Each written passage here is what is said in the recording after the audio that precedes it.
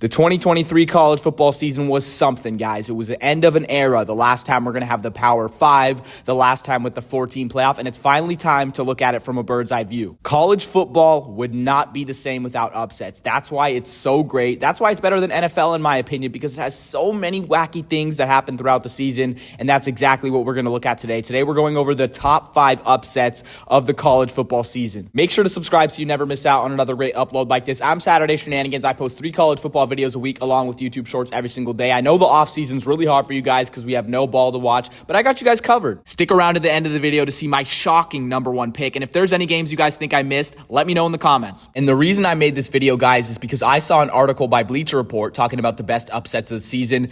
And the number 1 upset was Alabama, Georgia. Are you kidding me? A top 10 team beating another top 10 team? Is that really that big of an upset? No. So I decided to make my own one. My criteria for this list includes, first of all, the context. What did this game mean for the team that lost it? Was this team ranked super high? Were they top 10? Were they top 5? Were they going to make the college football playoff? Did they get eliminated? And second of all, the spread, because it wouldn't be an upset if the team was favored to win. How big was the spread? Was it 30 points? Was it 20 points? Did people really think this game was a lock? Number 5, South Alabama versus Oklahoma State, who was favored by 7 in week 3. Now, since this game was early in the season, the context wasn't crazy. Oklahoma State still reached the Big 12 championship game. They still had a solid season. South Alabama also had a great season. But how often do you guys see a Sun Belt team walk into a Power 5 stadium of that team and absolutely blow them out of the building? That's what happened. South Alabama won 33-7 and left the entire nation shocked. Oklahoma State was favored by 7, so seeing South Alabama win the game outright wouldn't be that crazy. But the fact that they blew them out so bad and made them look silly,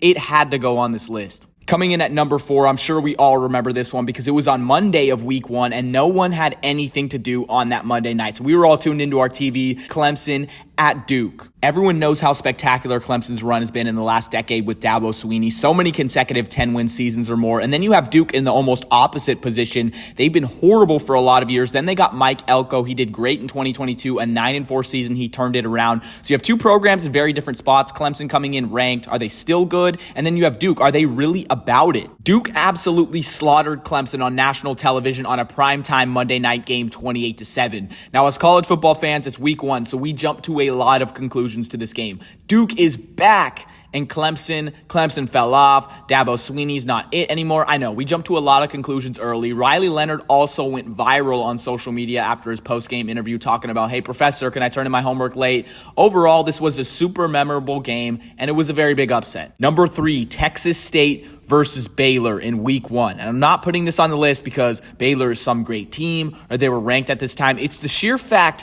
that Baylor was favored by 27 points, guys. 27 points against another FBS team is ridiculous. Those type of numbers are what you see in spreads against FCS teams in Division 1A. Texas State must have heard that. They had that chip on their shoulder. They were coming in playing their in-state rival, the private school, the school that's sought after. Oh, Baylor, all these snobby kids. Texas State doesn't have that great of a reputation, but they went in there and balled, and they won a shootout 42-31. It's a great time to be a Texas State fan. You guys won that game in week 1, then went on to win your program's first ever bowl game while drinking all the alcohol in the entire stadium. Congratulations, Texas State. You just earned a fan. Coming in at number 2, we have a game that really means something for the college football playoff. It's number 6 Oklahoma, who was favored by 8.5, versus Kansas. They went into Lawrence to face the Jayhawks. This was in week 9. This time, people seriously thought this Oklahoma team could make the college football playoffs. And I was even buying in on the hype myself a little bit. They had Dylan Gabriel, who was in Heisman contention just 2 weeks before they had beat Texas, an undefeated Texas team in the Cotton Bowl who had beaten Alabama in week 2. Oklahoma was for real. Then you have Kansas, who's super underrated, super hungry. They're coming into this game at a 5-2 record, but they don't have their starting quarterback, Jalen Daniels. They're going to have Jason Bean, who's very experienced, but he's just not even on the same talent level as Daniels. So how would they win this game? Pure grit. This was a dirty one. This one was rainy. There was a lightning storm. There was wind. The game got delayed, but Kansas, it wasn't pretty, but they won 38-33. Who cares? This was a signature win for the program. Fans rushed the field. This game was big noon kickoff. It meant everything for the Kansas Jayhawks. And guys, watch out for Kansas in 2024. They're returning a lot. They have one of the best receiving corps in the country. The Big 12 is wide open. I'm telling you now, Kansas is one of my favorites favorites in the Big 12. People know it. Even Travis Scott shouted out Kansas in one of his songs on his newest album. Call that Jet Jayhawk because it was out of Kansas. I mean, they're up next. Honorable mentions before we get into the number one spot. These games were so close to making the list, but they just didn't. I'm going to briefly go over them.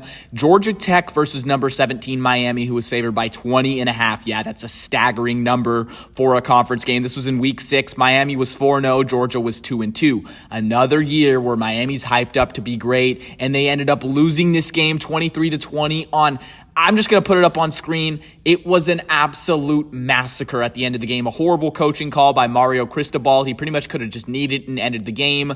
Instead, he ran it. Miami fumbled. Georgia Tech had a miraculous drive for the final touchdown to win the game. It was heartbreaking if you're a Miami fan. But the reason why I didn't put this on the list, because it really didn't matter. Georgia Tech ended up being better than we thought. Miami underperformed yet again. I go really hard on Miami in these videos, I'm not going to lie. But this one just didn't make the list. Next honorable mention is Kentucky versus number 10 Louisville. I think I said it right. Louisville, I said Louisville in my previous videos. I'm from Oregon, and you guys all corrected me, but this time we're doing it right. Kentucky was 6-5 coming into the game, and Louisville was 10-1. It was super depressing because if they won this game, they would have been ranked a lot higher going in their conference championship, and they still would have had a chance to reach the college football playoff with beating FSU. On paper, they would have, but they ended up losing this rivalry game 38-31. Just a tough pill to swallow in the last game against your rival. You let down. Oh my, Louisville. There we go. I said it right. Actually, I lied to you guys. This is a top 6 because there's a 1A and a 1B. Any way you take it, this is bonus content, so thank me later. Here we go. In week 8, a 1-5 Virginia team went on the road to face a 6-0, number 10 ranked North Carolina, who's favored by 23.5. I watched this Virginia team a few weeks prior, and they looked horrible.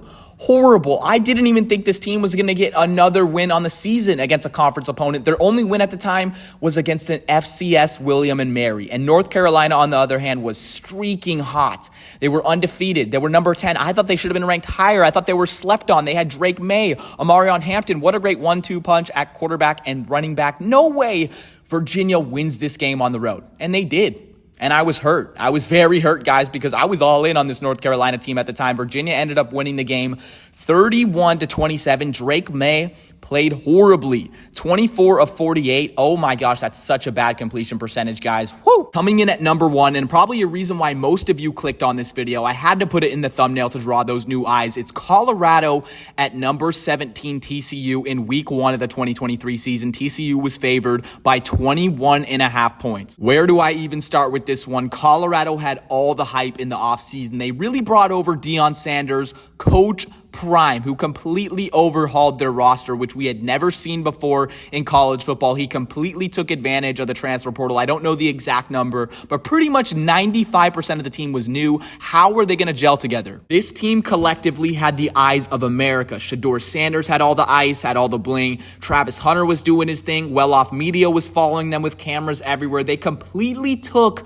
the world by storm. But still, if you said Colorado was going to win this game, you were looked at like an alien. People thought you were crazy. This was a TCU team that just played in the national championship. How was Colorado going to win this game? Even though at the end of the season, this game didn't mean much because both teams missed out on bowls. We know what happened to Colorado, their tragic fate after starting off 3-0, and TCU completely fell off after that last year's national championship run. Everyone was talking about this. This had the world going nuts. Colorado won 45-42 in front of a big noon kickoff national audience. Gus Johnson and Joel Klatt called the game, my two favorite commentators. It was amazing. Shedeur Sanders went 38-47 for 510 yards, 4 touchdowns, and no interceptions. They really did it. They said, we coming and we here. Thank you guys so much for reaching the end of the video. If you're new, make sure to subscribe so you never miss out on another upload like this. I'm posting bangers all off season. Make sure to subscribe and join the best family in college football. I've been Saturday Shenanigans, your home for unfiltered college football content, and I'll see you guys soon.